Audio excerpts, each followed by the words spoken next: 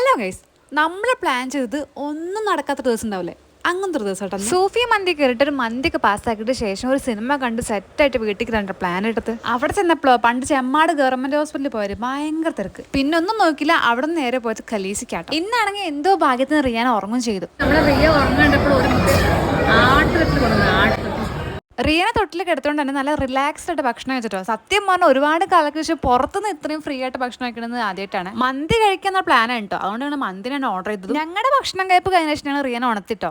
അന്നൂനെ ഞങ്ങൾ എങ്ങനെയാണ് നോക്കിയത് അതിന് നേരെ ഓപ്പോസിറ്റ് ആയിട്ട് ഞങ്ങൾ റിയനെ നോക്കണേ. അതുകൊണ്ട് തന്നെ ഇവന് കുറച്ചൊക്കെ സെൽഫായിട്ടൊക്കെ ചെയ്യും. കുട്ടികളെ എങ്ങനെ നോക്കണമെന്നും എങ്ങനെ നോക്കണ്ടെന്നും ഞങ്ങൾ അന്നൂൻ്റെ നല്ല പഠിച്ചിട്ടോ. അതുകൊണ്ട് ഞങ്ങൾ റിയനെ അത് അത്യാവശ്യം നല്ല വൃത്തിയിൽ തന്നെ നോക്കുന്നുണ്ട്. സിനിമയ്ക്ക് പോകാൻ നോക്കിയപ്പോൾ 2 തിയേറ്ററിലും ഷോ ഉള്ളത് 11 മണിക്കാണ്. പിന്നെ മാത്രമല്ല 2 കൂറ പടങ്ങളാണെന്ന് ഓടുന്നു പറഞ്ഞു. പിന്നെ ഒന്നും നോക്കിയാൽ നമ്മൾ നെക്സ്റ്റ് പോയി. അത്യാവശ്യം നല്ല ഓഫർ പടം നടക്കണ്ടായിരുന്നു. പക്ഷെ അത് വലിയ ആൾക്കാരൊന്നും ഇല്ലായിരുന്നു. ഞങ്ങൾക്കും അധികം വലിയ സാധനങ്ങളൊന്നും മേടിക്കില്ലായിരുന്നു. പിന്നെ അത്യാവശ്യമായ കുറച്ച് സാധനങ്ങൾ മേടിച്ചിട്ട് അവിടെ നിന്ന് ഇറങ്ങിപ്പോകും കേട്ടോ.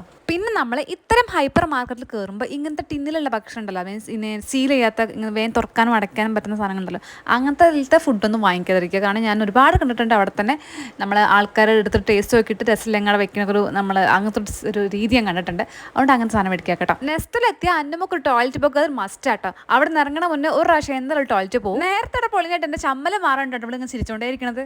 അങ്ങനെ അന്നൊരു ടോയ്ലറ്റിൽ പോയി വന്ന ശേഷം നമ്മുടെ വിവേകനെ കണ്ടല്ലോ. എൻ്റെ അടുത്താണെങ്കിൽ വിളിക്കാൻ പറ്റിയ ഫോണും ഇല്ല. അങ്ങനെ ലാസ്റ്റ് വിവേകനെ കിട്ടി. അപ്പത്തുള്ള കൈ സിമിസാനി ബൈ.